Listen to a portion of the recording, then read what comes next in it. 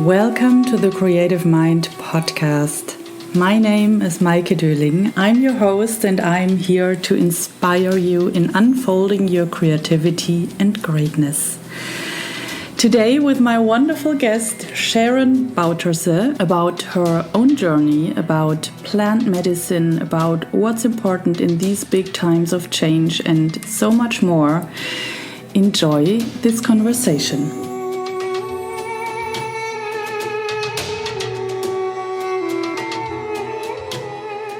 Dear Sharon, I'm very, very grateful to sit here with you in a wonderful treehouse. The listeners can't see it, but it's awesome. Yeah, it's really awesome. We're sitting in Lieflinge. Yeah, Lieflinge. Lieflinge, in a treehouse, in a big treehouse. I think it's the biggest I've ever seen. Yeah, same for me. At a beautiful lake with beautiful weather. And I'm very grateful to have you in the podcast. For the listeners, I did the ayahuasca ceremony with you. Yes. I think it's 2 months ago. Yes, around 2 months ago. Yeah, 2 months, 10 weeks, something like that. Yeah. It has been quite a journey. Quite a journey also afterwards. Maybe we can come back to this also later in the conversation. Sure. But first I would like to introduce you. Yeah, maybe you want to explain or tell us a bit, who are you, what do you do? Yeah. I always find that sometimes a bit of a hard question because for me there are so many layers to everything. I'm really grateful to be here and I really love your company and we always have such beautiful conversations. So it's really nice to share it like this also, I feel. And your journey started, our journey actually started because of someone who once took a ceremony at me a few years ago, and then through him you came to me, you connected to me, and what I really liked is you sent me a voice message, and I really liked that instead of a written message, and I could really feel a connection right away. And from that moment I was already happy that you wanted to do a session with me, a ceremony with me. I'm almost 50 now. This year I'm turning 50, and my journey, well, it's a lifelong journey of course, but like my path on spirituality, I think it is sort of set up because of some big events that happened in my life, and one of the things which really made me question life was the death of my mother, because she committed suicide when I was 14. Oh, wow. So that really made me question everything. It makes you really question, I'm going to school, why am I here, what am I doing, what is the use of it? So there were many things I just questioned, like what is the use of it, what is the use of this, what is the use of that, why, what does it bring in the long run, does it bring anything at all, isn't it a waste, or what is not a waste, and what is happiness, and what is happiness when you miss someone so badly that the missing of their presence, it travels with you like a dark cloud over your head all the time. And especially when someone commits suicide, you feel guilty for being happy or for enjoying yourself again. So that set me on a very deep quest within myself and within life. And also very deep realizations came of it as well, because when she died, I had to live with my aunt for a while. My father lived quite a wild life, and he thought, well, maybe it's better if I live with my aunt. And later I went and lived with him. But then I was there, and at one point I had a bag with clothes of my mother, and it was in the closet, and it was maybe 6 months later. I opened the bag, and then I could smell her. Oh. And you don't know, and you don't know really how someone smells until you don't smell them anymore. And especially your mother, because scent, it's such a personal thing, and it's such an intimate thing also, but it's very subconscious. And you have also experiments with little children blindfolded, and then there's a line of mothers, and they pick out their own mother just by the smell. But you are never really consciously aware, what is the smell of my mother or what is the smell of my father. And because I didn't smell her for half a year, and when I opened the bag with her clothes in it, her smell came out, and then I just broke. So I broke very deeply into tears, and I had so much sadness, and I felt I was going insane from pain and from missing her. And in this moment, I thought, well, if I experience this much pain and I experience this much sadness, pain, sadness, misery, how much sadness or misery and pain must she have had to make that decision? Oh, yeah. With a child, being a mother and having a child. So how bad must her pain have been? And in that moment I realized, and I thought, well, if I really, really love her, I let her go in the energy, because that is not what I want. I cannot hold her to guilt, or I cannot hold her to, you shouldn't have done that, because that would have been a very selfish reason, a selfish thing. And you don't want someone else to live on for you in misery and in pain. Yeah. So I really started to honor her for that decision, because I loved her and I realized how deep her pain must have been for her to make that decision. And also in her case, it wasn't her first attempt, and many things happened prior to that. I had a very intense childhood. Like I said, my father was my father was a criminal. He was dealing drugs, and I'm not saying it right, because it's not who someone is, it's what he did at that period in his life, because he was so much more than just that. But part of his lifestyle did create a setting for me which was not a normal setting for a child to grow up in. So on one hand, there was my mother, who was German and very nurturing and very everything tidy, everything in order, a lot of structure. And then my father from Suriname, South America, like a native, not very orderly, very open, family, chaos. Sort of I think you won't find more opposites. Yeah. And in a way, it's also special that they found each other, because he, as a child, he would always listen German radio, and he always loved the German language. And out of all the languages there are, German might not be the most beautiful one for everybody, but for him it was. So it was really, in a way, it's sort of special or meant to be, or a certain setup. But they were very opposite, and they loved each other very much, but they were also very destructive together, because they were both so wounded that they didn't know how to be with each other, or how to build each other up, or how to hold space for each other. So I grew up in quite an unsafe environment, and on the other hand, I was very open to energies, and I was feeling everything very deeply. And I felt, well, I couldn't comprehend life. and I couldn't comprehend my family situation, because I was so connected also, that I knew how a lot of things were going was total opposite of how I sort of knew them in my spirit to be, and how they should be.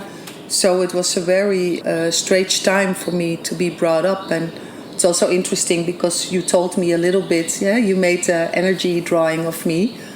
And in that one you also said, like, well, you were born in 1972, but actually you sort of incarnated with 5. And I really feel before that I was here, and also after still, like, what is this? Because it was such a... Well, I couldn't comprehend it, because for me it was total opposite what I knew in my heart and soul to be true. But I had to go through that, and my parents divorced, and there was a lot of things happening, not very nice things. My mother found out also that she was bipolar. She was hospitalized a few times for that, and I lived with my father, but he couldn't really take care of me. I was abducted. When they take you away, when one of your parents or someone else takes you without permission. Kidnapped. I was kidnapped by my father, but then I didn't know, because he was my father. So he just told me, like, no, plans have changed and you're coming with me. And so a lot of things happened which made a very deep trauma imprint on me. And in the same time, I was very highly connected, and I sort of knew what was right and what was wrong, and what I could feel, what karma was. And also what the consequences were of things. And I felt that I was in a place or in a space where I didn't belong, and that I was born into it, but it was not my place or space to be. So can I ask a question? Did I understand that right, that you already at that young age understood that this is not kind of reality? So it's a story where you are born in, but you already understood that this is not your... Yes, it's your family and your story, but it's not the truth or this reality. Sort of, because for me there are different layers, because you are in there and you have your personality, so it is your story also, and you feel everything of it. But I could also feel that it wasn't right. Okay. That wasn't how it was supposed to be, or that there was another way of being. I knew there was another way of being, and this wasn't it. And of that, I was conscious, but still you are totally in it. And I went into the drama and everything. So it wasn't like I was always on the sideline watching the story and not participating. But I could really sense somewhere... I just had a sense and a connection of how things were supposed to be. And then not from a way of not accepting, but more of a way of a higher view. Like, well, of course that doesn't work because this and that and that and that. And of course that doesn't work because of that and that and that. So in a way I felt, especially with my father, but with my mother also for a part because of their traumas, it was more like I was their parent than the other way around. And part of it they call here also parentification, I think, and it's also a psychological thing that happens when there's a certain situation in a family. But I feel with me there was an extra layer of a higher knowing of how things are supposed to be.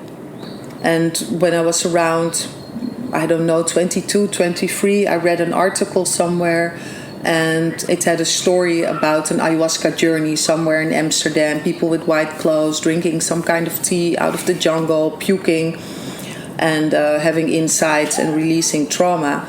And well, it's not every girl's dream. I was partying a lot and studying and doing things like that, living in Amsterdam, which was like really nice time, crazy time.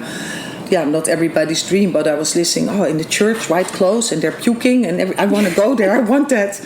Because I could really feel everything in my entire being, in my senses, they opened, and they said, yes, we want that.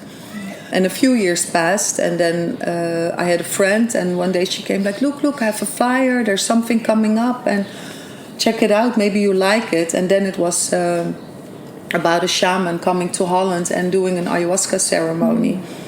So I went. So I did like a diet for a month. I was very serious about it. I meditated every day. At that time I was vegetarian. And I prepared really, really, really well. I was very devoted and committed to the whole process. And to somewhere in Amsterdam, I went with a very good friend of mine.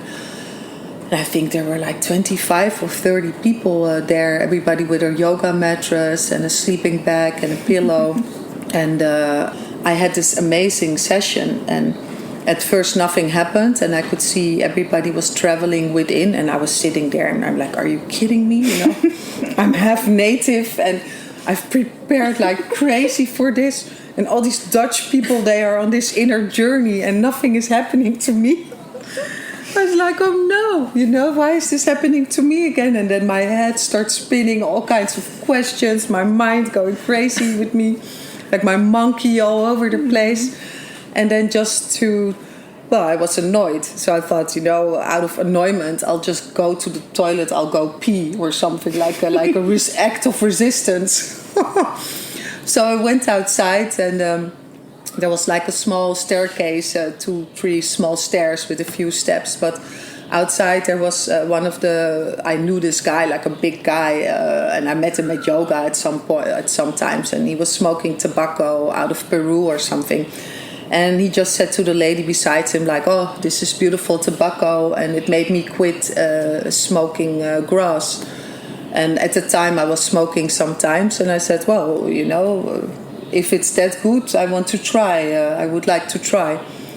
So I inhaled 3 times, like for the Spirit, the Son, and the Holy Ghost. Kind of, I'm like, well, just let's make a spiritual practice out of it as an excuse to smoke the tobacco.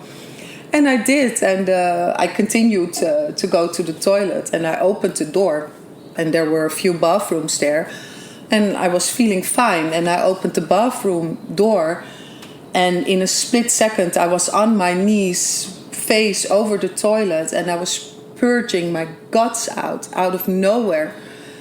And I just keep purging.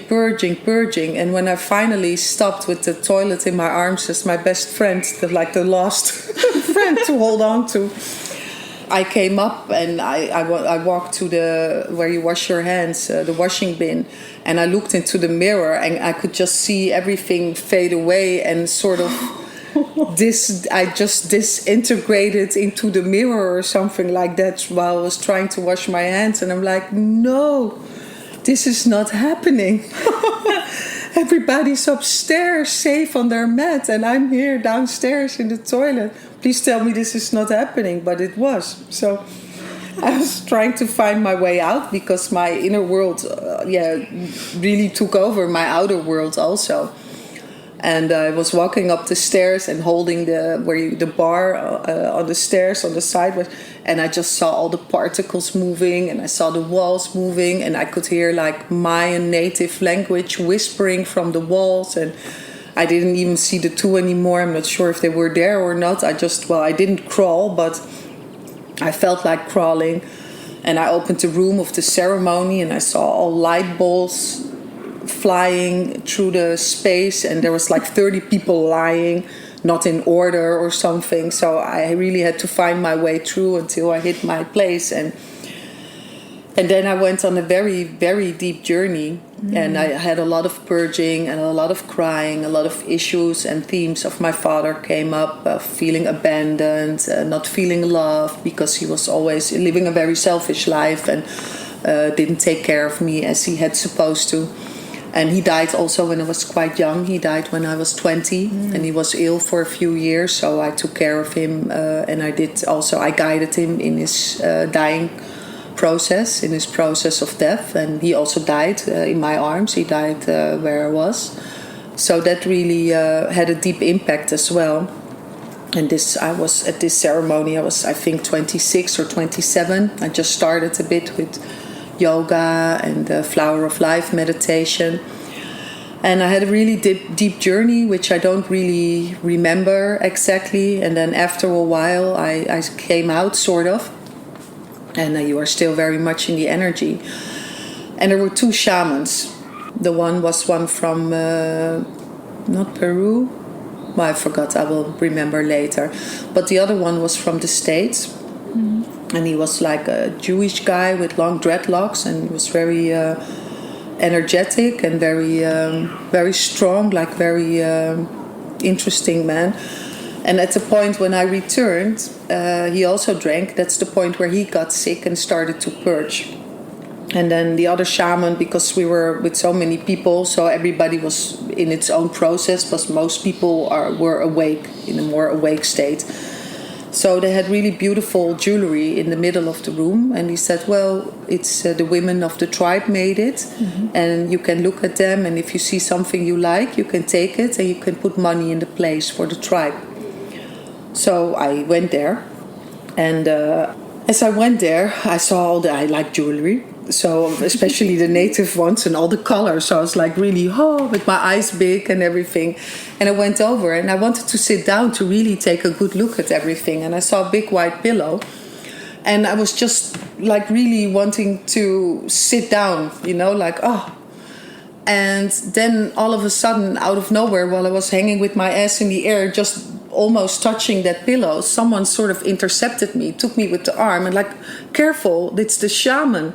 And I'm like totally, I'm like, it's the shaman. And it was the shaman. It was the one that was dressed in white and with the dreadlocks and everything. And I was totally confused because since I'm young, I can ride a bike or I can walk and I'm not even focused or anything. I can just be in my mind and all of a sudden my foot stops or something. And I'm like, why is my foot not walking? And then I look, and then there's a bumblebee or a little living thing. And if I would walk further, I would step on them. So usually I have a high sensitivity. And here this shaman was lying, and I had no sensitivity at all. I just wanted to sit upon him. So I was really disturbed. And I was really confused. And with ayahuasca, all my senses were really open. So I was like, huh? I don't understand. But then I was distracted by all the beautiful jewelry again. So I got over it very quickly, and I already forgot about it. So I sat down and I looked at everything, and then I saw these beautiful feathers, and they had all these little beads and in native patterns and everything. And I took it and I held it, and I connected with it immediately, and I felt this is mine. So I stood up and I started walking. I thought, well, this is mine. I'm going to take some money, and I place it there, and this is mine. So I'm walking the way back, and all of the shaman is standing there, the one I was almost sitting on, and he looks me really strict, not angry or something, but just with a natural authority. And he looked at me, and he just opened his hand and pointed it at me, like, put the feathers in. He didn't say it, but it was clear. Yeah. And I'm looking at him like, I don't understand. But he had an authority. I could feel the authority. So I put the feathers in his hand. And I was completely confused, because he turned around with the feathers and went off. And I went back to my place where my friend was lying. And I was just confused. I was like, did you see what happened? And he said, yes. I said, I don't understand. Because when I took the feathers, I could really feel the feathers belong to me. And he said, yeah, he's also a sensitive guy. He said, yeah, I could see that. I said, yeah, so I'm not crazy, because I could really feel that very strongly. He said, no, I could really see you connecting with the feathers. So I was sitting there, I'm like, I don't know what to do with this. So I sat and I sort of started an inner dialogue. But I just read a book recently, and it was from a white woman in California who was living in Beverly Hills. And she was working in art, with art galleries and stuff, like high society life. And all of a sudden she started having shamanic dreams with objects in it and everything. And she was really confused about that also. And then she started a shamanic journey, because somewhere she found one of these objects. And then she's like, who made that? And she ended up somewhere in Canada with natives, and she had a really beautiful story, but also a hard one, with living with the natives all of a sudden, because in her dreams she kept seeing all those objects. But in her book she describes that they make power objects, but also that the shamans, they steal each other's objects, and that you really have to earn your object, but also hold on to your object and to your strength, because others will steal it, and then you don't deserve to have that object. If you are not strong enough to hold on to your object, then it's not your object anymore. Like, very simple. And I was like, that's kind of primitive and kind of rough and everything. But I was still, I remembered that book very fresh, because I just finished reading it, and I was sitting here with the shaman. I was like, what is the message here? Am I supposed to steal the feathers from the shaman? And I was like, oh, please tell me this is not true. Not on my first ayahuasca journey, because my life is always quite crazy. So I was sitting, meditating, like, what am I to do with the feathers? What am I to do with the feathers? I don't understand. And then my inner voice, they spoke to me. And they said, well, yeah, the feathers are yours. And I'm like, okay, that's not really the message I was hoping for. And they said, well, you have to go and get the feathers, because they are yours. But you have to be humble. You can only go and get them if you are humble. You have to be humble, and you have to go in love and in respect. And I'm like, okay, that doesn't sound like stealing to me. So maybe I should just ask for them. So I sat and I meditated until I was fully in my heart, fully in love, fully connected. And then I went over to the shaman, and I kneeled down, and I took both his hands in my hands, and I looked at him and I said, I come to you in love, but I feel the feathers belong to me. Mm-hmm. And he looked at me like, And he looked a bit amused, but also surprised. And he said, well, they belong to me. So how can that be? But I felt very strong and convinced, like, I'm not going anywhere without the feathers.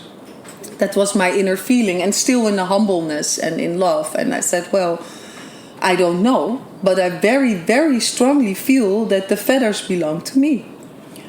And he looked at me and he said, well, do you want to know how I got the feathers? I said, yeah, I would love to know. And he said, well, sit down. I was already sort of sitting. I was kneeling down, so I really sat down. And we looked at each other. And he started telling me he was from a certain tribe. They were in America, in the States, at a certain place. And one time he was walking on the side of the road. And all of a sudden he heard a bang. And the next moment an eagle fell into his arms. And the eagle was flying. And he hit a big truck. And he broke his neck. Because of it, he bounced back, and because he was walking on the side of the road, the eagle fell into his arms. So from one moment to the next, he held a big eagle in his hands, and he just stared at the eagle. And his tribe was very close by, so he wanted to walk there quickly and go to the shaman and see if they could rescue the eagle and what they could do for him. So he was walking with the eagle in his arms really gently and holding it, and its neck was broken, and he was looking it in the eye, and the eagle died. Mm. And at the moment the eagle died, the soul of the eagle went into his eyes, and at the moment he told me, the soul of the eagle went from his eyes into my eyes. So that was, I could start crying again. Yeah. That was like amazing, beautiful experience, but unbelievable, because he told me, and I could really feel the spirit of the eagle entering me through my eyes.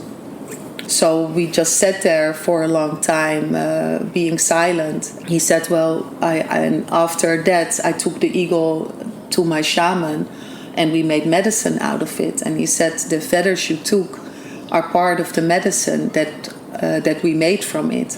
And he said, well, I traveled the world with this medicine, and I needed to stay healthy, but also to help other people to become healthy. So even if I wanted to, I cannot give you the feathers, and I hope you understand. And the only thing I could say is like, well, I came to you in love, and it was a question, and I got more than I could hope for. So yes, that's a story. So that was kind of your initiation. Yeah, that's what I thought as well. Yeah, that was sort of a very unexpected initiation. Yeah. So I was sitting there with him, and he said, but I can help you find your feathers if you'd like me to. And I said, yes, I would love to. And I was looking at him, and I could see the universe in its eyes. All of a sudden I saw the universe in his eyes, and I said, well, I see the universe in your eyes. And he says, do you want to enter? And I said, yes, I do. And then I entered, and I made this whole journey through the entire universe or somewhere, and I was sitting in this position. They can't see it, but like how you sit with your legs crossed, the yoga position. Yeah. And I made a total inner journey, and at some point I returned, and I could feel a swarm of eagles flying around me. And I was just in Amsterdam in this space, but I could feel like 8 eagles or something flying around me. And he was smudging my energy with eagle feathers, and I could feel all the eagles flying around me, and I could really feel the connection, the greatness of my soul, not from your personality or ego, but sort of like the energy of my soul. And I just sat there in a kind of light ball, and it was this amazing, amazing experience that really opened things up for me. And also with the ayahuasca, it really showed me this was my path, and I was supposed to be on this path because it was such a deep experience. I had a very good friend. I still have him. It's a very deep soul friend. And from the instant I saw him, I knew what his power animal was, and I knew all kinds of things about him, which I normally don't know about people when I see them. But me, myself, I was still searching. What is my power animal? What is my power animal? Already for years. And then before I go to sleep, I'd say, please show me my power animal. Please show me my this. Please show me my that. Nothing happened. And then one time I went to his place and we were talking about all kinds of things. And I thought, I'm going to ask him because I know his. So he probably knows mine. And I said, well, listen, do you know my power animal? And in the moment I asked, I thought, oh my God, it's the eagle. But that was maybe a year later, so that you see how fast you process. How fast your mind processes, not. Yes, not. Thank you. Yes, sometimes it takes a while. Took me years of asking, and then when I asked, I thought, of course, the eagle. And then I understood what happened on a deeper level, because the words I literally used was, I feel the feathers belong to me. So it was not about specific those feathers. It was just about the eagle, the spirit of the eagle, the medicine and the energy of the eagle. Because I literally said, I very, very strongly feel the feathers belong to me. So I sort of collected my soul medicine. But that took me another year. And then some integration of that one. And that really blew me away. I'm like, you're kidding me. All this time. And I couldn't see that. So after this experience or this happening, was it clear for you that you also accompany others in this journey with the ayahuasca, or? Not right away, because we were a small community at that point. We were sort of a community. We're not living like a community, but we're like a small group of people, because it's already 22 or 23 years ago. So ayahuasca was really small, and people just thought I was crazy. You're doing what? And a lot of people thought of it as drugs and tripping, and for me it was very sacred. It has always been very sacred. So we sort of just accompanied each other. We did it with each other. We did a ceremony, and one person was hosting, the other one was singing, the other one was helping with cooking or together or smudging energy. So it was very much a kind of group effort in which we carried ourselves and also each other. And I just had ayahuasca in many different settings, and it came really natural to me. And then at another point, I had my children also, so I had a gap somewhere in having the children and being married at that point. Their father not liking me to do ayahuasca and having a very strong opinion about it. And for me, it was a sacred thing. So it was also something I didn't want to fight about or bring a fight energy in it. Yeah. So I gave it up for that time of being. And also I was very occupied with just being a mother. But when I got divorced, I started to pick it up again, started to do ceremony again for myself, because I obviously needed a lot of healing also from the marriage and the separation. And then, some very deep, crazy experiences happened again, because I was at the point thinking, like, should I guide people with this? Am I ready to do that? And at the same time, insecure, who am I to do this? And am I up for this? And then I had a very intense experience with someone in the ceremony who sort of got suicidal during the ceremony. And he wanted to take his own life in the same way my mother did. So that was very intense. Yeah, oh God. Oh God. There the German kicks in. Yeah.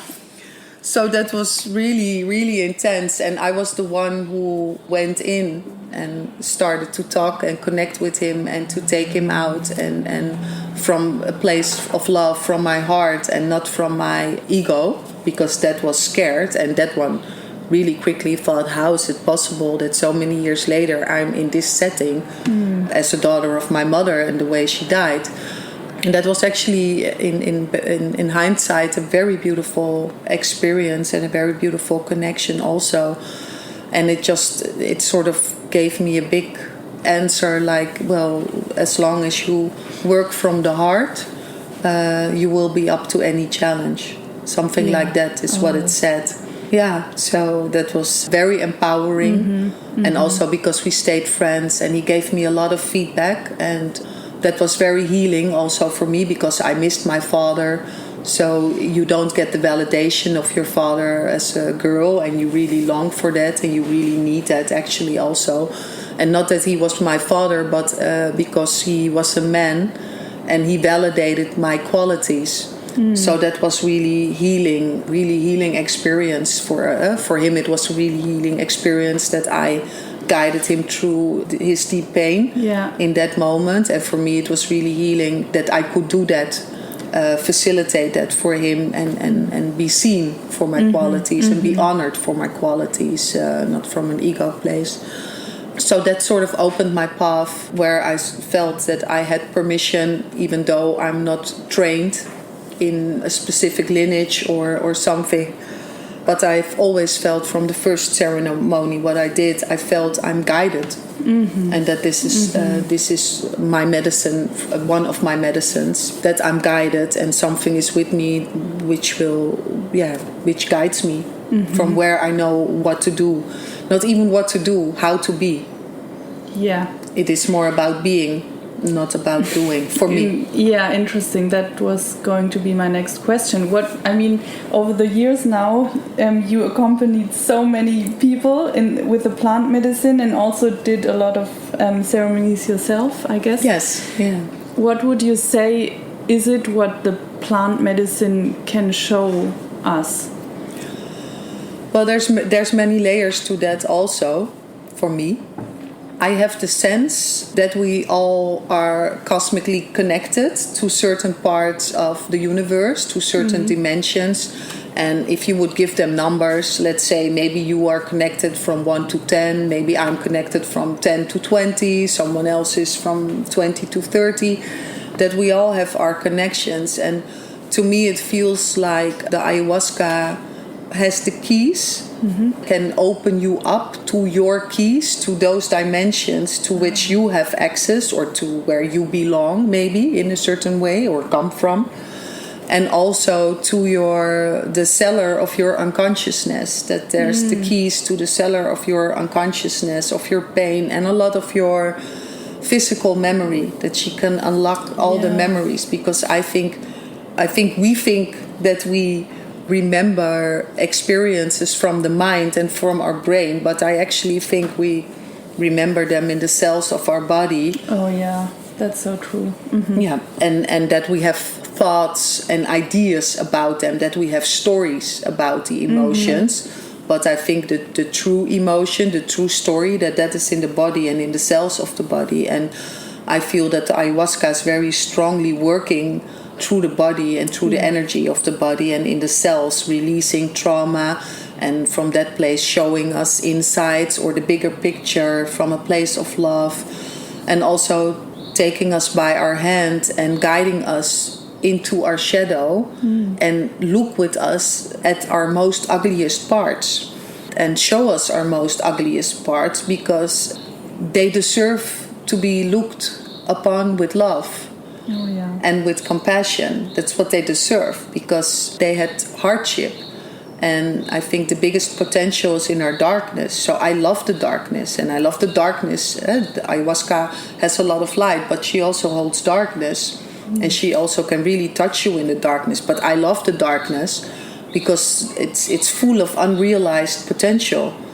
The more darkness, the more potential. So I can get really excited about that. And I think a lot of people sort of maybe unconscious want to bypass and go to the light. And the fifth dimension, let's go there. And I'm like, yeah, but you have a basement and it's filled with darkness. So there's so much potential. Why go to the fifth? Go to your cellar of darkness. Because the stuff that is waiting there for you, when you look upon it with love, God, the potential that is there is amazing. And when you start to connect with that, you get more courage.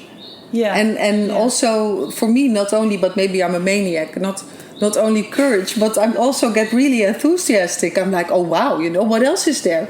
And of course I also have shadow parts, and at times I'm like, I don't want anymore, and come and get me, and I don't want to be here, and things like that. I had all of that, but at the same time I cannot help but love the darkness. And I love to be with people when they are in their darkest moments, or in their deepest sadness, or in their deepest pain. I love to be with them.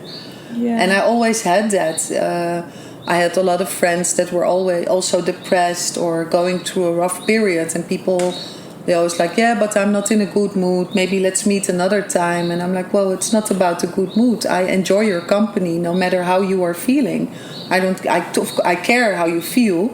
And if it's up to me, I want you to feel good and I want you to feel happy and all those things. That is what I wish upon you. But if that's not how you're feeling, that's not how you're feeling. I still enjoy your company and your presence.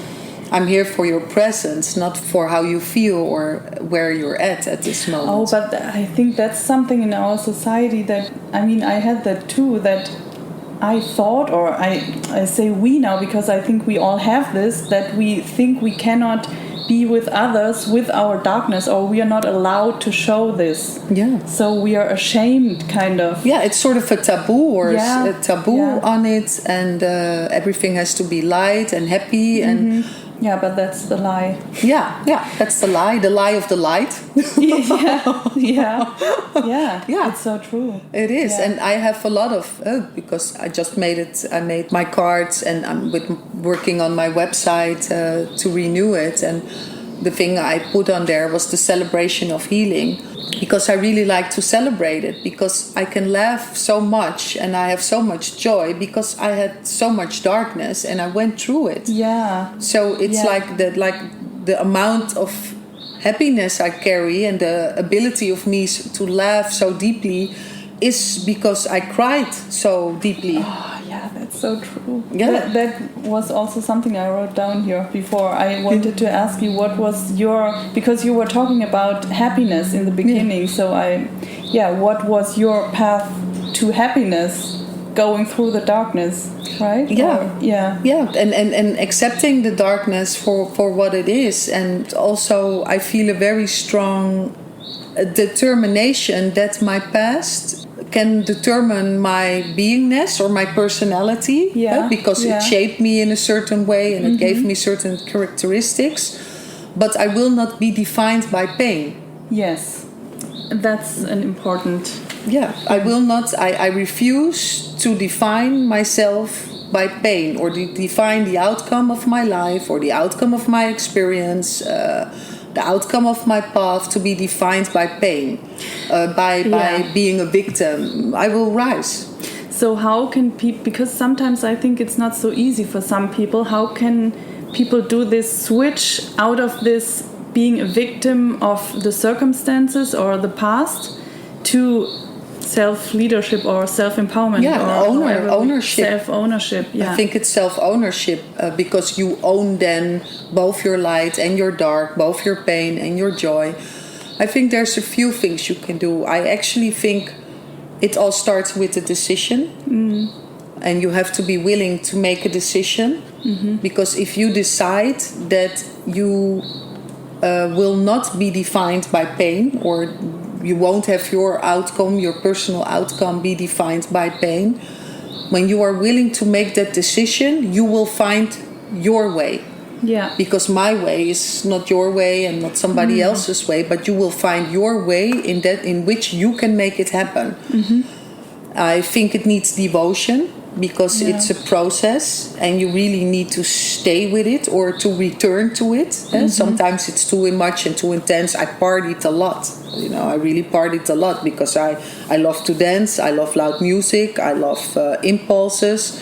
I never knew, like a few years ago, I found out I'm highly sensitive. I was never really consciously aware of that. And then I found out that I'm a high sensitive sensation seeker. So that you...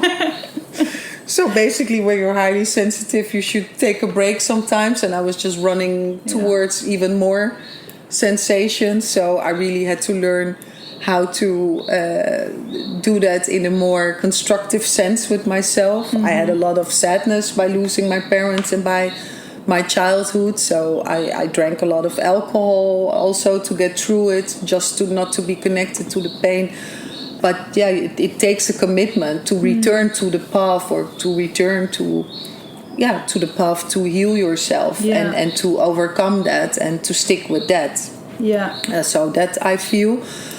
And I once had a teacher, I don't know her name anymore, and she was just, she taught geography, but she told about life, and for me that was a very, very valuable lesson. She said in life, when people are living and something bad happens to them, they tend to focus on the bad thing that happens to them. And what happens then is that the bad thing will grow and grow because you give it attention, energy will flow there, it will grow, it will become bigger, and it will affect all the other good things around it. So it's like a rotten apple or a rotten piece of fruit in the fruit man. If you don't take it out, it will infect all the other fruit that is there. And if you just take it out, the rest can stay good and you can enjoy it. And something else will come in place for the rotten apple when the time is right. And that always stayed with me, and that I did. So when I had, after my divorce, I had a very, very difficult time. And to be honest, I couldn't access any good memories at that point. I rarely have that. I couldn't smile anymore. That is something because I've been to very deep pain and hardship, but it never happened that I could not smile anymore. I could not laugh. And I came to a point where I just couldn't laugh anymore. So I started to make good experiences. And for me at that point, I just went partying every Monday. Every Monday I would put on a dress and I would get my glitter handbag and I would just go and dance for a few hours, take a few drinks, not too much, but just have a nice time because I'd love to dance and because I was in my body and I released some energy and jokes and just laughing with my friends. And that sort of made some space for me to have energies flow again, have life flow again. And then from there I started to do other things which gave me joy, and I did very small things. I just watched little movies of kittens and things like that, just things that opened my heart. When I looked at little animals, baby animals, it just opened my heart and I could feel my energy flow a little bit more again because there was so much pain there and so much trauma. I could always enter my heart really easily, and at that point not. So I think it is to look at the things that are good, how little ever, it doesn't matter how little, because it will multiply. And up till this day I can have a very hard time, maybe because of circumstances or something I go through, but when I walk in the streets and I see a little flower between the wall and the pavement, and I'm like, oh my God, look at that beautiful flower, in the middle of the street, and maybe it just has 3 little yellow leaves, but I can just zoom into it and that flower becomes my universe in that moment. And that I take it with me in my heart. It's like a present. I'm like, oh, I got a present.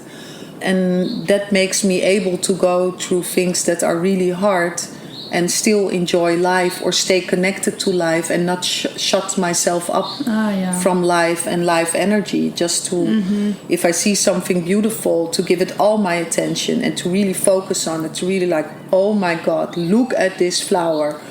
Or look at this beautiful vase, or look at this beautiful painting, and I just zoom into it and I just absorb it entirely in me, and then I take that piece of beauty with me, and I get reminded that there is so much more to life than the pain I'm experiencing in that moment. And that's why I also use the celebration of healing, because for me the healing is a celebration, because every time you heal a bit further, what you leave behind is only what you are not. What you receive is what you are, and I'm like, well, that shit needs to be celebrated. So what you receive is what you are. That's so true. Yeah. Yes. And for me that's so worth celebrating. That is also, I do a workshop where I work with people who experienced sexual abuse in different ways, so rape or incest or things like that, and we do it in a group, usually a group of 18 or 20 people. So at first they're like, oh my God, it's such a delicate issue, and then there's like 20 people, and often it's a few men and more women, but it's not just for women. But it's such a beautiful day, and at the end of the day, it's such a beautiful day that it's almost, it's not almost, it's magic and a miracle that having a day with a theme that heavy and that painful, and still you can have a magical day working with it. and the outcome and how people feel, and still laugh and smile a lot. So taking out the heaviness out of it and bringing light into there. And that for me is also the celebration of healing, that no matter in what dark place there is, you can laugh, or you can see the humor of it, or you can connect to lightness. So yesterday we were talking a bit about the pain body, or did we say pain body? Yeah, I think so. But what is the way out, or what is the other thing which is not the pain body? Is it the love, or is it the connection to life? How would you describe that? How can we step into life, or in this being in the moment in life? Well, I think it is like really being grateful with what is there, and not focusing too much on what is not there. Yeah. So, that could be little things. Like now we are here, and we are in. I can make a story out of it, but we are in a great place, so it's really easy. It's very easy to be in the now and to be in this place and enjoy it. But I enjoy this. We are in a tree. The tree house is beautiful. When we look outside, it's the lake. We can hear the birds and everything. But I know our conversation would be just as beautiful if we were sitting in the car. Yeah. It would be just as beautiful if we were sitting on my couch. It would be just as beautiful if we were riding the train. Because it's a connection. I think everything is about connection. Oh, yeah. And I think you can connect to your pain body and acknowledge the pain that is there. And maybe you find a way to integrate it. Maybe not. Maybe it's not time yet. But to connect with it is something else than to identify with it. Yeah. So if you are identifying with your pain body, you will never get out. Yeah. Yeah. And the identification, you can sense it, but you can always you see it by the language you use yourself. But it's easier to see it with other people because they are outside. But if people say, I am so sad, that is totally different. If you say, I feel so sad, then you acknowledge it's a feeling. And a feeling is something that comes and it goes. And a feeling is something that feels very real in the moment. But a feeling doesn't have to be real. Because I can say, I don't feel loved. But maybe I'm loved by so many people. Yeah. So that's what I feel. It's my truth. And my truth is true because I feel it. But it's not the ultimate truth because so many people love me. I just cannot sense it in that moment. I cannot access it. I cannot feel it. I cannot connect with it because I identify with the part of me that doesn't feel loved. So then I'm identified with it. Otherwise, I would be connected to the love others have for me. Yeah. So I think sort of the first step would be to watch and see how you are thinking and what story are you telling yourself. Are you lonely or are you feeling lonely? And I think we too often say, I am tired, I am lonely, I am sad, I'm not capable, I'm not beautiful, I'm not worthy. That's a very strong one. Yeah. And we would already lighten ourselves up and give another message to our subconscious and body to say, this is how I feel. Wow. Yeah. In this moment. And also to have it stick to this moment, because what you also see that a lot of people do, I always feel worthless. I always feel that I'm not loved, or I'm never loved, or I always have an experience of someone leaving me, or I always cannot live up to the expectation. And here we go again. So yeah, and then they are manifesting the same again. Yeah, and when you are getting more awareness on this and you start to rephrase and you start to say, I feel this, or I sense this, or this is how I feel, this is how I see it now, you are already a step further on your path. But in the same time, you always have to remember that the now you are in now, you created in the past. So even though a lot of people think they have to do the right thing, at least I had that a lot. Like I'm doing something wrong and now I'm being punished for not doing it right. Or what did I do wrong and how can I do it right? But sometimes you don't see the things you think you deserve or you should see because you changed, but you are still living in your past. Yeah. So sometimes things are there, they just don't show themselves yet. So in energy they're already there, but you cannot see them yet because you are living the now that you created in the past. And sometimes people get discouraged, like I'm doing this and I'm doing that, and you told me to do so, or you said this and this and I all did that and now nothing is happening. It's your fault. Why is nothing happening? Or you see, with me nothing works. It works with you, but it doesn't work with me. But it's also to stick with it and have it unfold. And also looking at yourself, why you are doing things. I used to think a lot of times that I was being punished, and I had to do things in a right way. And then actually you're sort of scared what happens if you don't do it in the right way. I think sometimes it's also a resistance against the change. And I also had that sometimes where I had to, how do you say, zugestehen in German? Like have to permit myself, sort of. Also, or to realize that I had this resistance against the change. So to allow myself, to accept it. And also see, okay, maybe I had this resistance inside myself. And maybe you still have. And that's okay. We're changing anyway. You cannot stop change from happening, so it's happening anyway, but only if you are in a state of resistance, it will give more friction.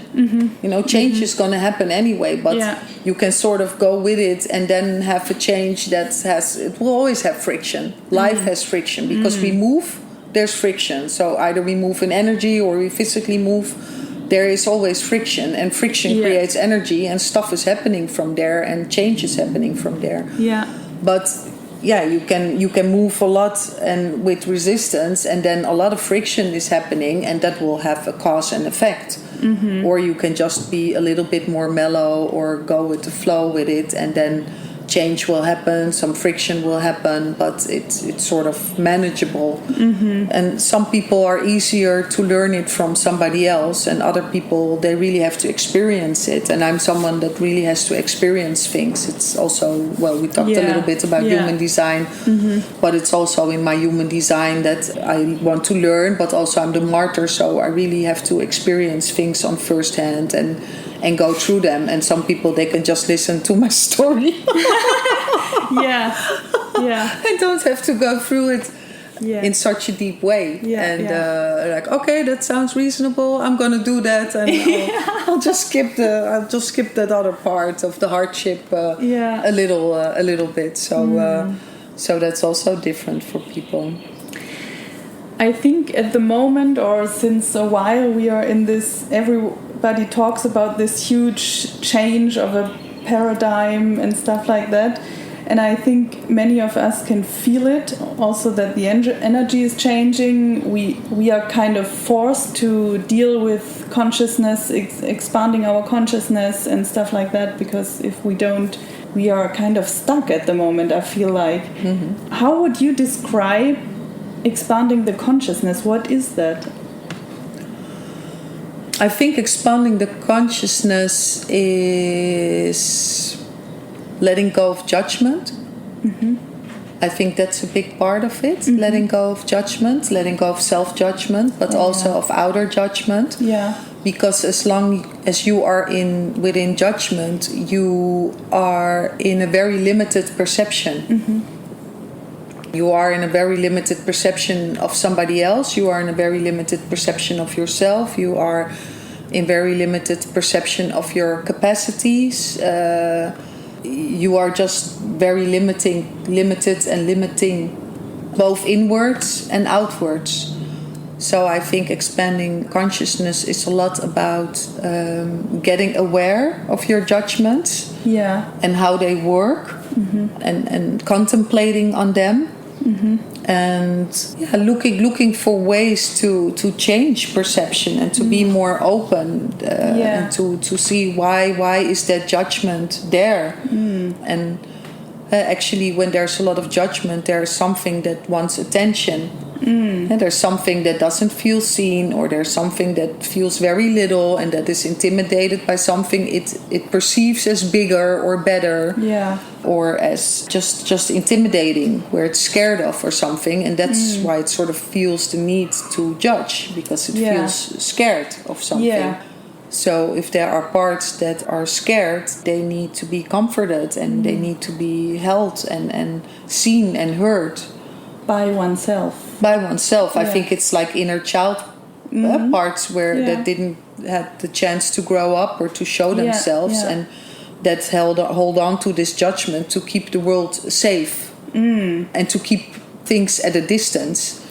And because you keep people or certain things at a distance, that's how you do it outside, but that means it happens on the inside also, because that what you hold in judgment on the outside is something you hold on a distance on the inside as well, because you haven't really took it in to look at it and to be with it. So I think by focusing on that, I think we will gain a lot of consciousness, and we will expand a lot in consciousness. And I actually think it's one of the hardest things to do, because you just walk and you see someone in a certain kind of dress or sweater, and you just think like that looks like shit on you or something like that.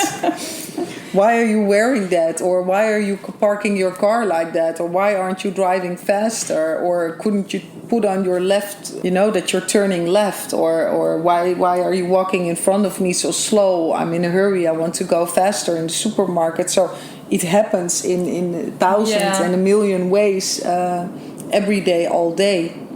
And it's also, it's something we hold on to give ourselves a position. And there's a lot happening here.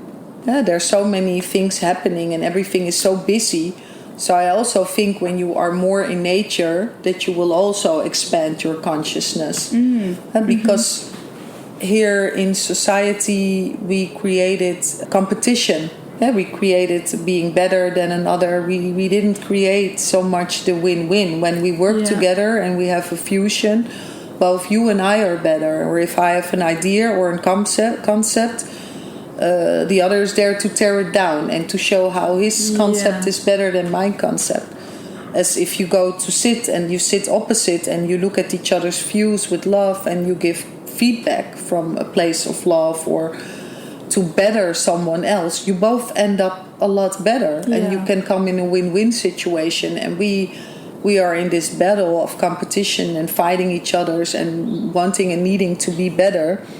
And in the same time, we are comparing birds with fish and trees with grass. And we just comparing things that are totally incomparable. You cannot even compare your hands. Your left hand is a totally different hand than your right hand. And yet we compare ourselves and others and situations, ways of viewing, ways of handling. So I think in nature, nature just is. And the tree is not like I'm the best looking tree in the forest and check out my leaves, man. And it's just there, and all the flowers, they just bloom in their own beauty. They just bloom, and they're not in competition, and they're not miserable because they think another flower is more beautiful, or cutting their leaves or painting stuff on it to be a more beautiful flower or to outshine the other flower. So I actually think the expanded consciousness is our true nature. But we had a lot of programs from our family and from society, and a lot of from commercialism also. That doesn't want us to be happy how we are, and that we are always in need of something bigger, better, more beautiful, faster. I don't know in what context, but you once texted me something which I found so helpful. And it was, for me, it's also don't act out of the ego. And you wrote me something like, don't react, but respond. And that is so beautiful, because the reaction comes out of our reaction because of something, what happened in the past. But to respond is for me really to really listen what the person wants to say, or how the connection is, and then respond out of the now. You don't bring the past. Yeah. You don't bring all the past. You bring the wisdom of the past. Yeah. Yeah. But you don't bring the negativity of the past. Yes. Of all the experiences you had, or all the disappointments, or all the betrayal, whatever. You bring the wisdom of the past in the now. To view what kind of response is suitable. And it's a response because you don't bring the trauma and the hurt of the past in it. Yes. So that's also very expanding, and it doesn't leave, but it honors everything and everyone in its true value. It doesn't reduce yourself, and it doesn't reduce the other to their past and to their pain, or to the programs that are still running, because we all have programs still running, pain programs, such conscious programs, and it's fine. They also make us beautiful and interesting. Without them, it would be quite boring. I think it's what gives life color. Yeah. So I think that's really nice. But a lot of beautiful things happen when you start to respond and not to react. And for me, I learned a lot from also clearing and dealing with my own luggage, and then you have less tension, and to start asking questions. If you come in and you look at me in a certain way, normally, because you don't only react in words, you react in behavior also. Maybe if I come and I see you look at me in a certain way, and maybe I feel rejected, and then from a subconscious program, I start to behave in a certain way, maybe to please you, or so that you will be more accepting of me, because the way you looked at me, I perceived as a rejection. And now I feel I have to make up for it because I don't want to be rejected by you. Yeah. So that is also a reaction. And to respond would maybe be like, hey, Maaike, when I just walked in, I saw you looking at me in a certain way, and it made me insecure. And I don't know, I'm not sure what it was. It seems a bit like you were not approving of me, or that's how I perceived it. Just ask a question. You know, do you know the moment I'm talking about, or do you remember what you were thinking when you looked at me or something? And maybe you said, "Oh, sweetheart, I'm sorry. I saw a police officer. He gave my car a ticket, and I just had to think about it. And I was looking at you when that thought crossed my mind." Yeah. You know, because I ask questions. And I don't do it like, why are you looking at me like this? You know, are you disapproving of me? But without the tension, then I find out that it's not my story, but she ran into a police guy, you know, and I don't have to react in overcompensating for you trying to like me or to accept me or to value me.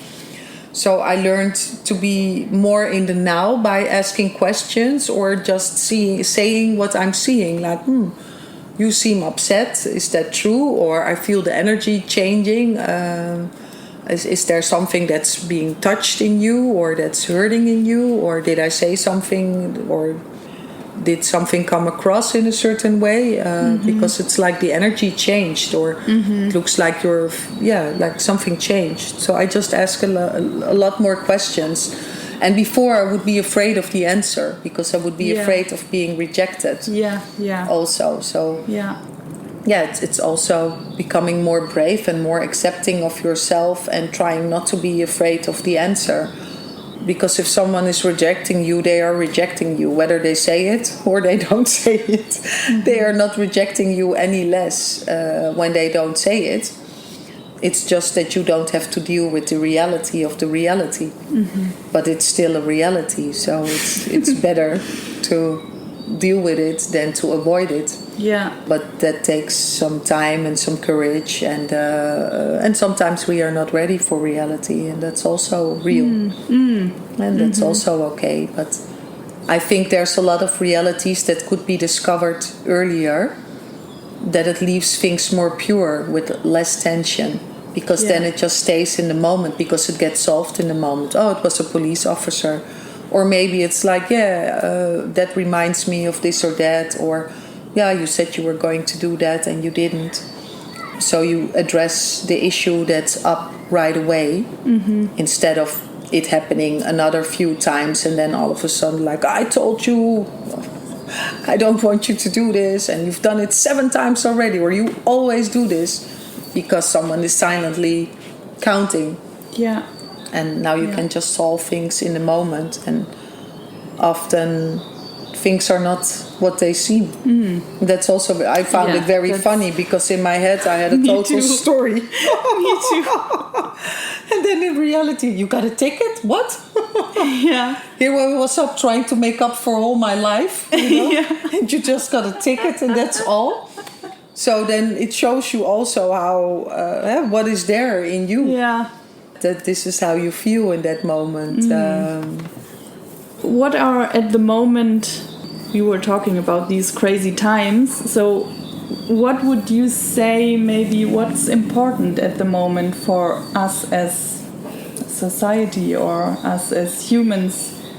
Actually, I think connecting, staying connected, and looking at your judgment. Because a lot of things have happened, and it's like everybody is sort of forced to take a certain position or a certain stand, or people feel very strongly about their own opinion or about their own standpoint. And it doesn't take away that we are all human, that we are all having these experiences, that we are all having moments of fear, we are all having moments of despair, we are all having moments of separation, one more than the other. And I think it's always important to value somebody else and hold them in high regards, even when they are totally opposite to you. On the other hand, I also feel, well, you can stay connected in energy. It doesn't mean you have to stay connected or be connected in undertaking things, because it's not always possible.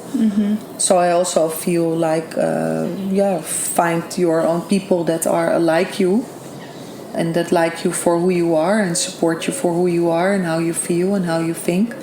I think it's a time that's also inviting us on one hand to connect deeply to our family, and at the same time also to see, like, who's your soul family and who's your soul tribe. That the family now, it's not just your family, but it's the people that you feel at home with, and they feel at home with you. And I think it's a very intense time, but in a different way for certain people, depending on their narrative, on the narrative they are in, and how they perceive this time, or what they value most in this time. Everybody has a different place in the story. Everybody is on a different timeline, I feel. And I think being connected to nature, when I started with the ayahuasca, and before, when I basically started with opening myself up for more spirituality and healing and letting things go, I remember exactly, I was walking in the street in Amsterdam where I was living, and I was walking home, and my inner voice, or my spirit guides, they told me, we want you to navigate your life now on intuition. If you are used to walk home always through this street and this street, we want you to follow your intuition. So if there's a day you feel something, you walk another way. The other way your intuition tells you. And you have to practice this now, because there will be a day you will not know what is true and what is not true. Because there will be so viel chaos and disorder, you have to start and practice this now. Wow. Yeah. And now we are in this time.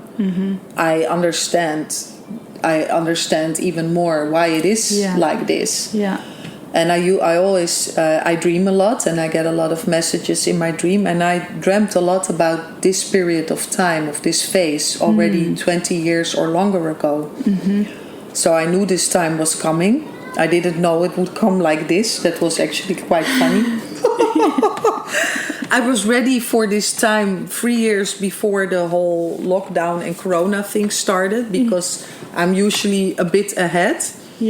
And then I think I'm crazy, because most people around me are not. And I'm like, and I was with my best friend, because no one would listen to me.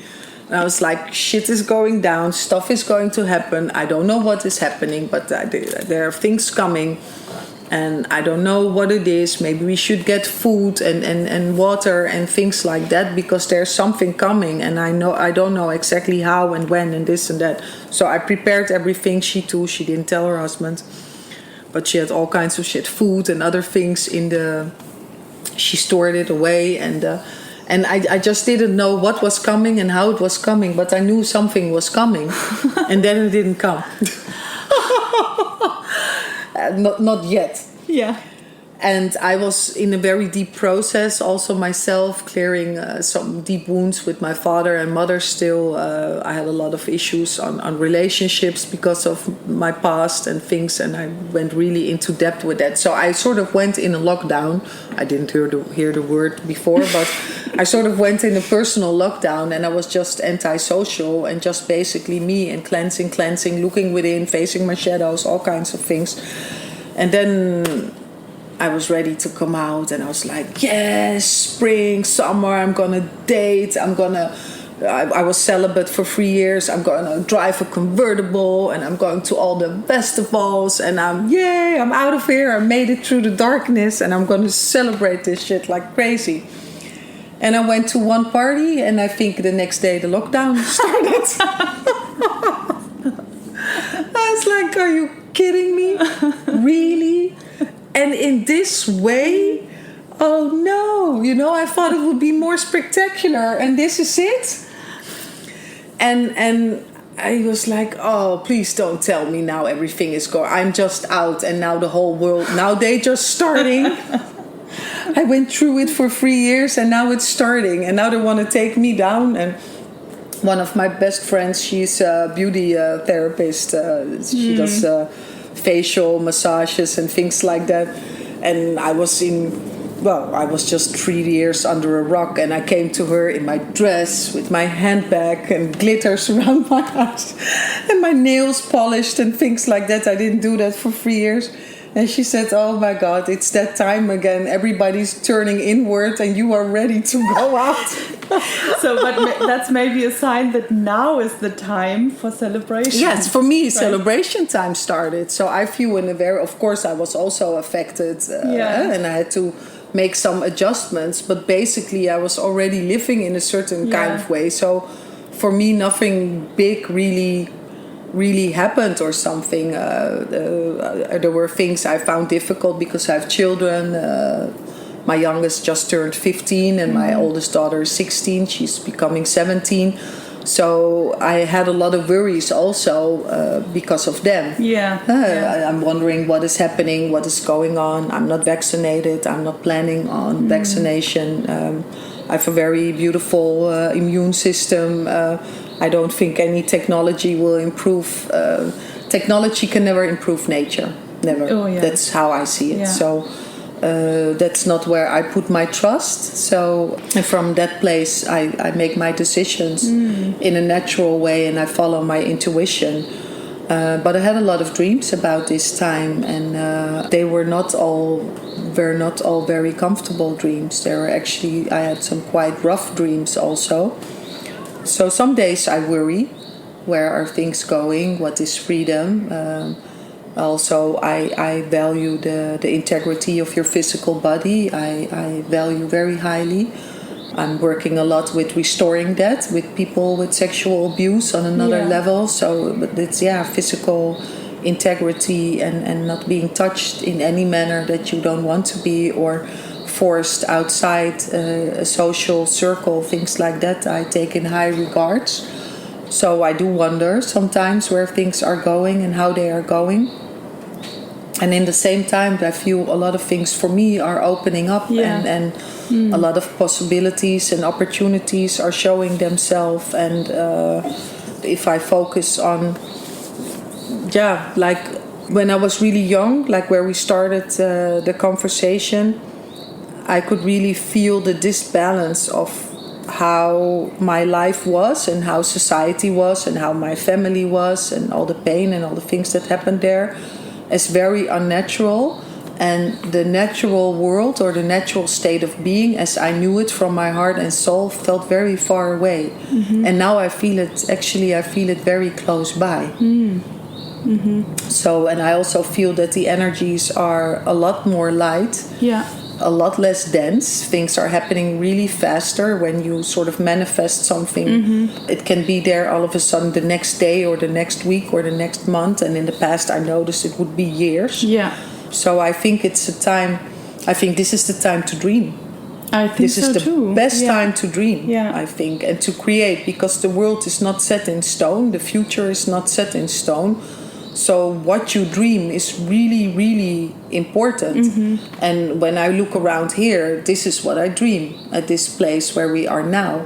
Yeah. This is what I dream. Yeah. Like a house, places like this, a place like this, how people are. This is what I dream.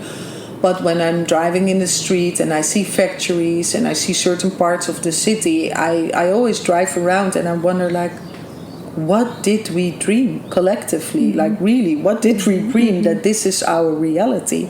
Like, people really need to step up their dreams. Yeah, I also feel like we are really at a turning point, but because I also feel this lighter energy, and I really believe that the people who went through the darkness in the past months and years, they will be successful. And I also feel the dreams coming true and the way of living. But I also think that it's also a time when people don't deal with their dark sides. They can also manifest that in a very powerful way. Yeah. Yes, I think so too. And I think everything, the polarization was already there, but now it's like it's under a magnifying glass. So everything is magnified. And I think before, usually in the winter, when I would go on my balcony, I have it more in the winter because in the summer the windows are more open and the curtains. But in the winter I would always stand on my balcony and I would look at all the other windows and balconies, and I'm like, we are all in our own world and reality, just in our home. Yeah. What's in my home, just physically, but also how I'm feeling, how my children are feeling, what we are going through, whether it be positive or negative. We are in our own world. Like that, we are also in our own hell or in our own heaven. It's all about our perception. So we are now here having this amazing, magical experience. And we can have that in my place as well, or in the car. So, and I think that a lot of people had a lot of fear that they never addressed, maybe had opportunities to address, but they didn't feel the necessity to address it, and they just put it away somewhere. And now everything is being called out. And it's not even so much the circumstances in society. It is the earth energy, the Schumann resonance is going up. Yeah. So we are all in this resonance that is going up. So it's like being in a cooking pan and the temperature is going up. And if you haven't gotten used to a higher temperature, if your fear is still in there, it's very, very uncomfortable. And you will have a totally different experience than someone who already, every day, the degree extra, staying in the water a little bit longer, practicing, getting out, getting back in there again. So you have a very different experience, and you also manifest things. That's such a nice picture. With the pan. Yeah, I always see the pan because the earth, and we are all on the earth. So nobody is free of that. It doesn't matter if there are manipulations or not or something. There can be as many manipulations as you like. But the earth energy is the earth energy and the earth frequency. And there might be some manipulations on that. But we are still only human. Yeah. So we are all in this earth energy, whether we like it or not. And for some people, it's together. And for some it's very uncomfortable right now, and for some it's getting more comfortable. And I have different days. Lately, I'm feeling very good, but I had periods also that it's like being in a car or in a spaceship, and then you feel the darkness took the wheel and the darkness is driving, and then you feel the light took over the wheel and light is driving and you're the other way, and then hop, somebody, and then they're both pulling at the wheel and the whole spaceship just goes upside down. So I feel all kinds of feelings also. I just try not to stay there that long, and I'm connected to a lot of people, so we share, like, I don't know, I feel really heavy today, how are you feeling? Oh my God, it feels like I have a rock around my neck and I'm lying on the floor and I don't want to get up. Or so I just share with some other friends who are sensitive to this, and then just the recognition, it also helps. And also when I have others like, oh, I'm feeling so sad, and I said, well, honey, don't worry, I talked to 4 people today and they're all totally miserable. And maybe 2 days later they're sky high on the energy. So just the recognition, or to know that you're not alone, or that there's a certain kind of moon eclipse that is like smacking you in the head, or smacking your karma or something. That also helps, just in accepting what is. And connecting again. And connecting again. And in that sense, I really honor the digital world as well. Because like you and me, we can be very connected even though we are apart. And there's quite some distance. And I also think it's an opening for us to develop our telepathy, invitation to more and more be guided by feeling, and soon just send a cosmic WhatsApp that just appears on the screen of your third eye, like message from Micah. And returning the message. So I think at the same time we are being set up, and we are setting ourselves up by focusing on joy and on beautiful things, and just on ourselves, or our infinite inner abilities to make new wires in our brain and stuff like that. So we have free access, unlimited MBs, unlimited access, data exchange with each other whenever we want.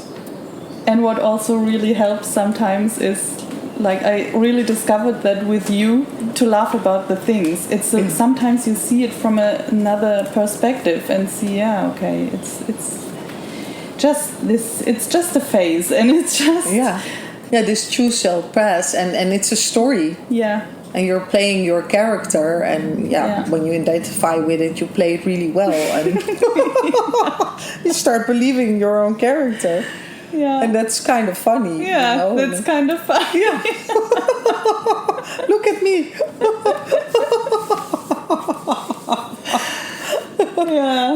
Did you just see what I did? That really helps to not take ourselves so serious sometimes. And take the story. The story is so serious. Say yourself, you can take really serious, but it's what part of yourself are you taking serious? What's the part you are? And usually it's the pain parts and the ego parts that want to be taken really serious, and that really don't want you to laugh about them. Like, how dare you? How dare you laugh at my pain, or my misery, or my story? And on the other hand, it's the most funny. It's the funniest thing.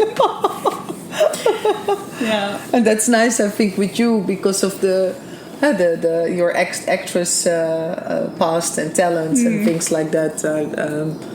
And I always like the characters, or to exaggerate a little bit what I see or what's going on. So I just go into the type and play it and exaggerate it, and then it goes through a magnifying glass, and then you can see the funniness of it, or you can see like, God, that doesn't sound too good.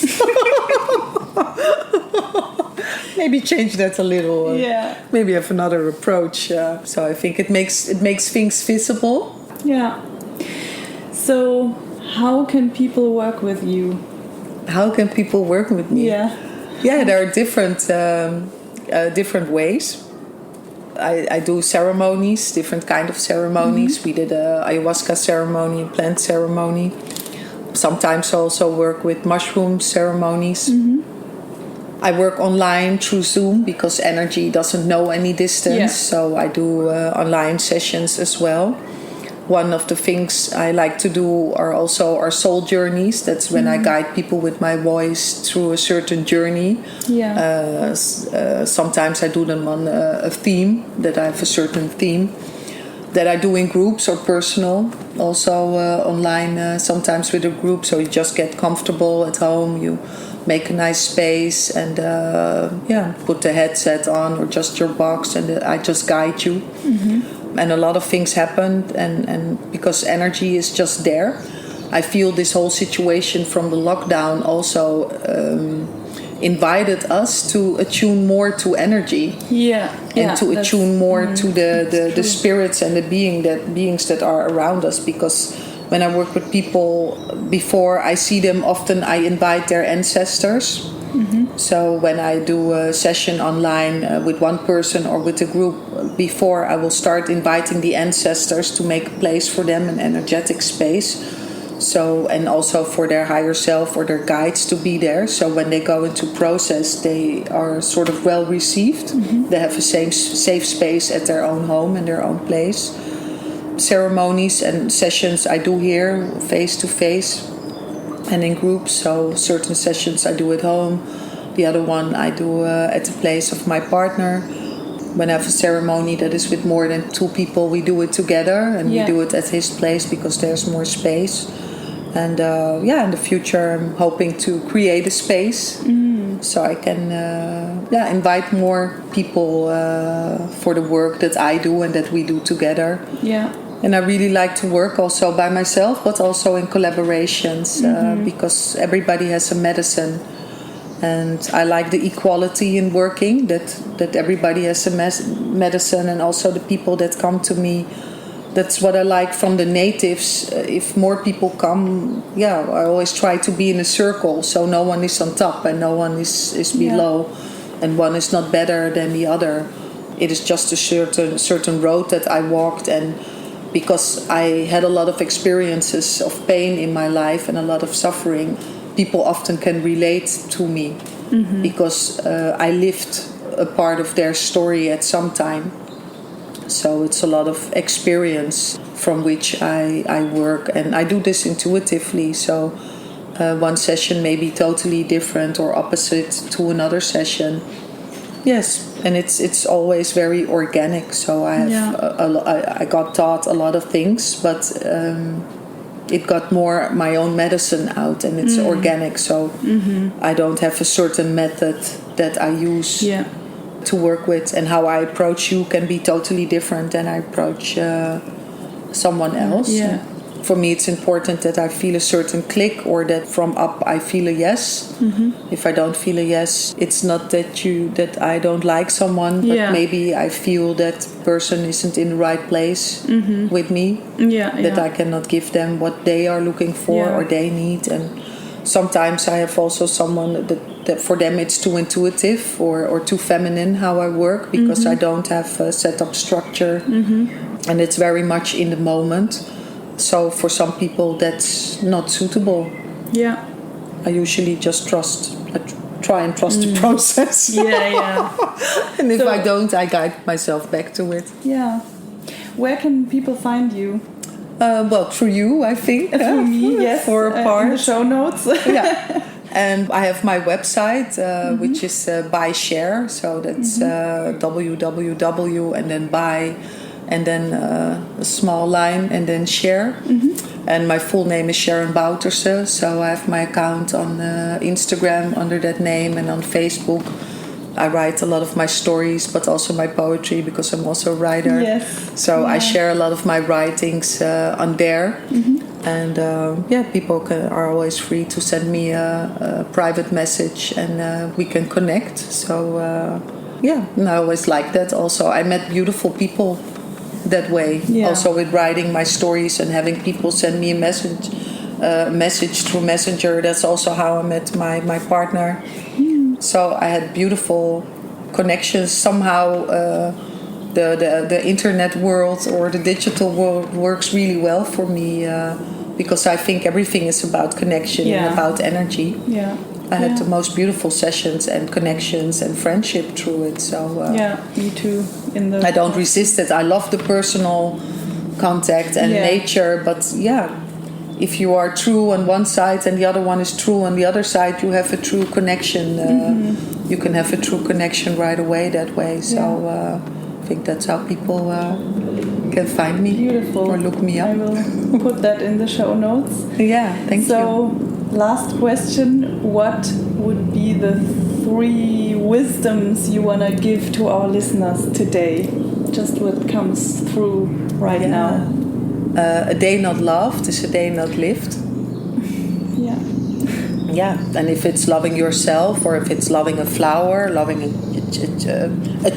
child, a chair, food, it doesn't matter. I think you can love everything. Yeah. And so for me, a day not loved, when a day that your heart is closed, is a day, I think it's a matter of fact, is a day you have not lived. Yeah. And I think before we die, it should be our pursuit to have as many days as possible with an open heart, even if we are hurt, or even if we are sad or angry. So if you have unfinished business, go and finish it. Yeah. Don't put it under a rug, or don't put it somewhere in your cellar or in your closet, because it will haunt you. And it will come from you. And right now I'm doing a study. I'm studying regression therapy, because as I see it now, we take a lot of trauma from past lives into this life.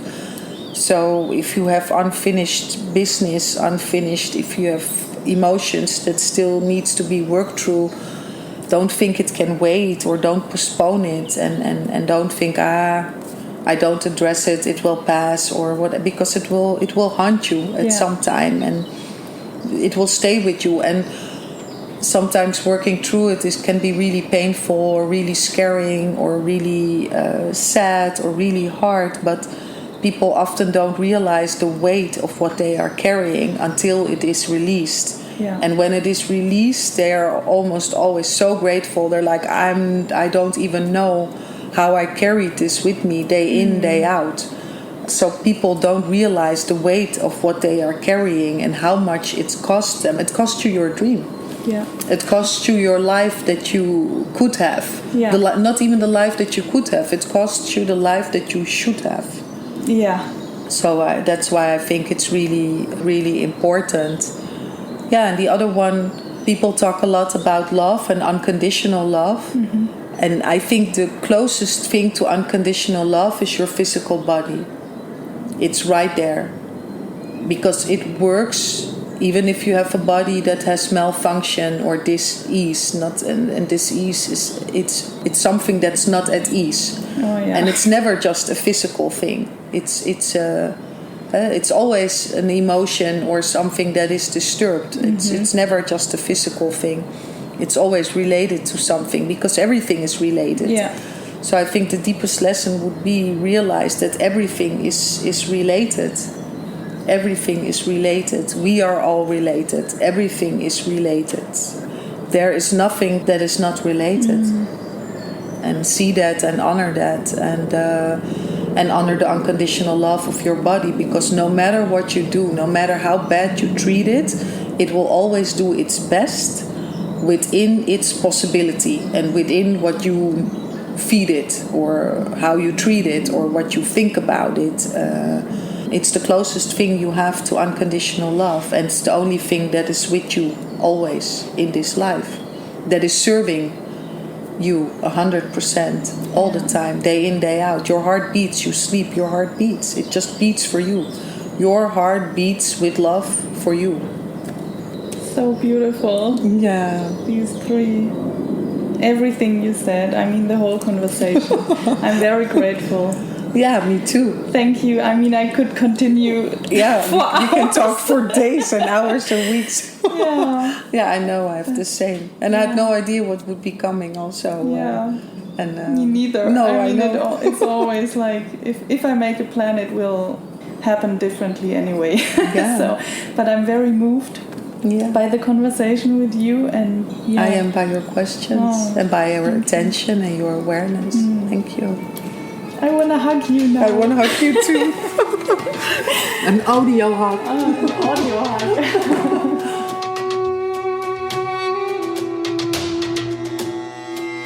We hope we could inspire you with this conversation for your own path, for your own healing, for your greatness and creativity.